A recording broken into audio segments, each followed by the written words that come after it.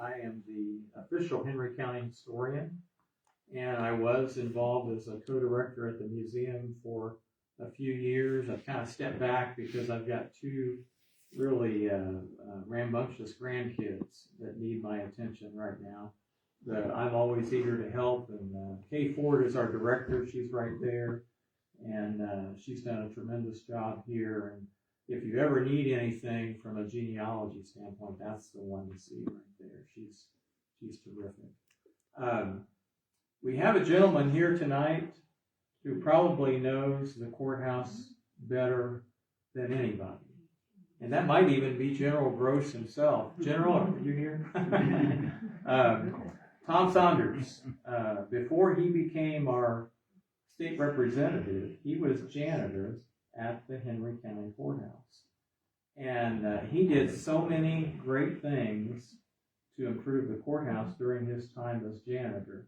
And so at this time, I thought it would be fun to bring Tom up and let him talk about some of his experiences with the Henry County Courthouse. Tom? Thanks.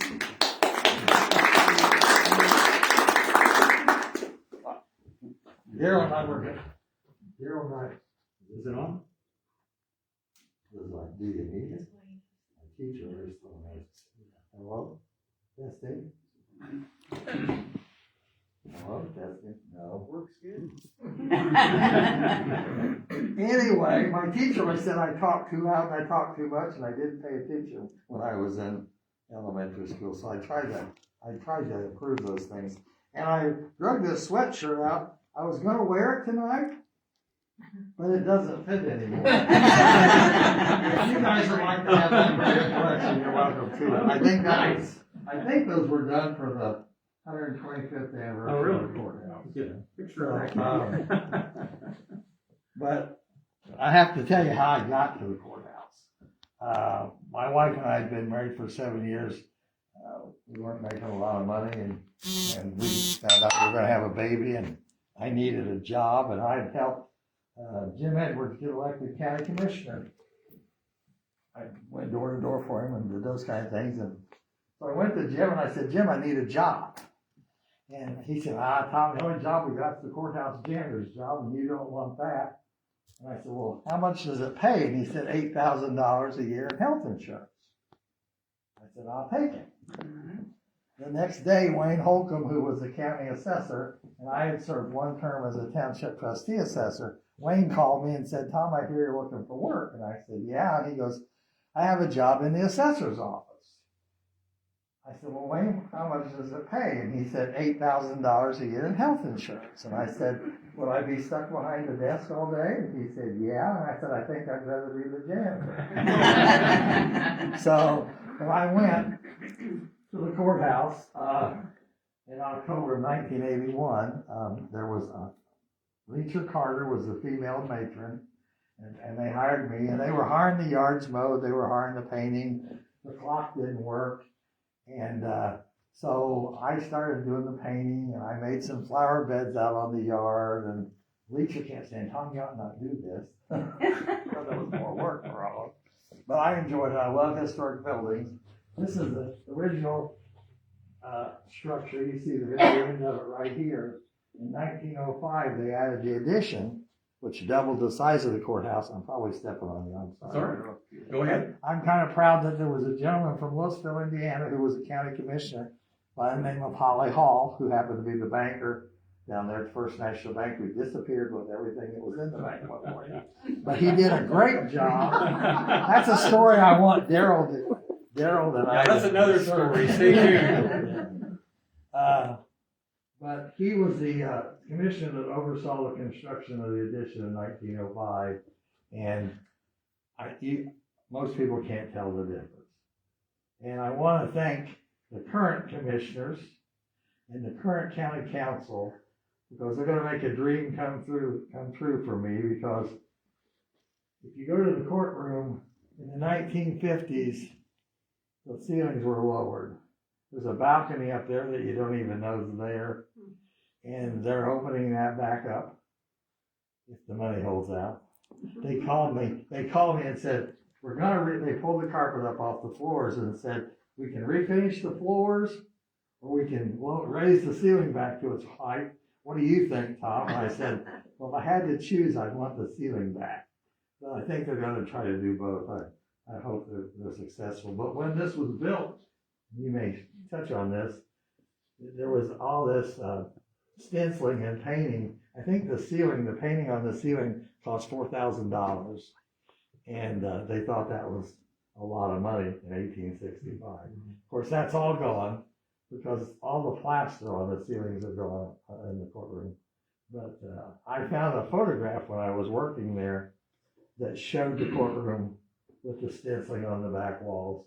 And I brought a copy to the Historical Society. I hope they still have it. They were throwing stuff away when I went in. The year before I got there, they threw away the Lincoln election returns, which I thought, why would you have done that? But they did. So I would find things when I was emptying the trash that I thought, well, this should go to the Historical Society. The first automobile accident in Henry County, Right. and the court case and the testimony I brought over one day. But it's third building on that site. First one was a log cabin, and they sold it, and it became a pigsty down in southern Henry County somewhere. And then they built the second courthouse there, and it burned. So when they built this one in the 1860s, just practically during the Civil War, they wanted to build it fireproof. So the walls are so thick. And if you ever get to go into the what used to be the clerk's office on the first floor of the courthouse, it still has all the original cast iron shutters. So when they closed all those single offices every night, if the clerk's office burnt, the rest of the courthouse wouldn't burn. So, Tom, real quickly, can you set the record straight? I've been asked this before, and I've had to plead ignorance because I wasn't really sure, but all three of those courthouses have been basically in the same place, right? yes. That was my understanding. There's a painting in the museum that kind of shows the second courthouse, and it confuses people because it's got some background landscaping that it confuses people. I think the log cabin was close to the east end of the square, and then they just expanded, I think, as it got larger. But as you can see here, it used to have an iron fence around it, but it was donated as a war effort, I think, during World War II. So that's all gone. And there has not been a lot of people that took historic interest in the building. A lot of things got away. And when they raised the courtroom ceiling back up, the two pillars up by the judge's bench, there's a gable of a house on top of those pillars, and on top of that gable, there was a large eagle. And I had some photographs of it, but nobody ever knew what happened to it. And one election night, Lee Atkinson and I were standing outside Republican headquarters over on Race Street, and I thought, I sure wish I knew what happened to that eagle. He said, Tom, it's home in my basement. He said, I was working in the surveyor's office in 1957 when they were hauling it out to the trash, and I took it. He said, it's all there, but it needs to be put back together. Would you like to have it? So I went and got it. It's about this big, and the wings were off and the tail was off, so I was able to put it all back together and put some gold paint on it. So it sits over there on a bench. Now I keep thinking somebody's going to hit with the chair, so hopefully they'll put it back on top of the gable. So, and there was also, before they moved to the new judicial building, there was a pointing stick they would use in the courtroom when they were showing documents, and it was hand carved in the County Circuit Court. I don't know what happened to that. I hope it didn't get far. I haven't been able to nose around the Judicial Center like I was able to nose around before. Let me ask you one more quick question.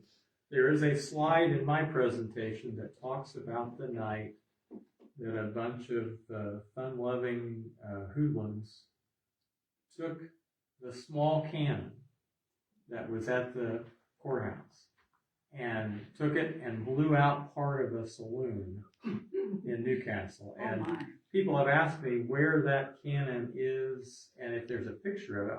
I have not been able to find a picture of it. I have it.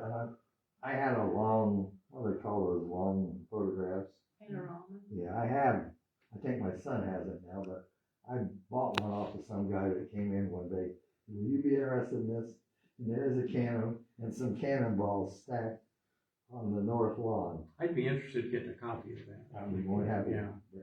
to do that. I'm assuming the cannonballs and the cannon went the way of the fence. Right, Or, yeah. But, you know, the courtroom, other than the carpet that's added, is pretty much all original. And so I'm anxious to see that back when Okay.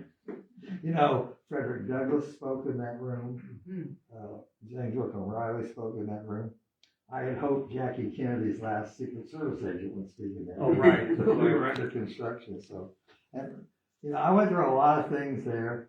The one thing I remember, we had a murder trial of two young adults who were accused of killing a man in a gravel pit north of Newcastle. And it was a 32-day sequestered jury. And, you know, the janitor knows everything. Because I was in there emptying trash one day in Judge Shell's office, and they were getting a plea deal ready for the one individual. And the other gentleman's father stormed in the door and told him to keep his mouth shut. I'm going to get you out of this. Which the jury did find him innocent or not guilty. And I remember that night, Paul Piercy was the sheriff, and Broad Street was full of people. There were a couple 300 people standing out there waiting on the verdict. And Paul's standing at the door, and he said, "Now, Tom, see those people?" He said, "My job is to keep the prisoners safe. Depending on what the verdict is on those two guys, if they're not happy, they're coming in here." And he said, "You need to find a place to hide." So I had my spot picked out. So. I remember that trial. I covered part of that for the Muncie Star Press, and it was probably still to this day the most tense thing that I've ever covered. The judge kept a gun under the bench. I mean, it was the gentleman. I lived half a mile from where these two guys, or this guy was killed, and the neighbor heard some commotion that night. But they let the father of the one guy deliver the subpoena to testify, and he told him, "You got a nice little girl there. It'd be a shame if she didn't have a dad." You know, so there was all kinds of threats made, and you met the 12 jurors and the alternates. You got to know them on a first name basis because they were you involved with that, Bill? Off and on. So they take them from the courthouse down to Best Western Hotel. They had to eat there. They couldn't watch TV. One lady brought in a sewing machine. Isn't that the one at L&K? Yeah, Maybe it was. yeah, L&K. Yeah.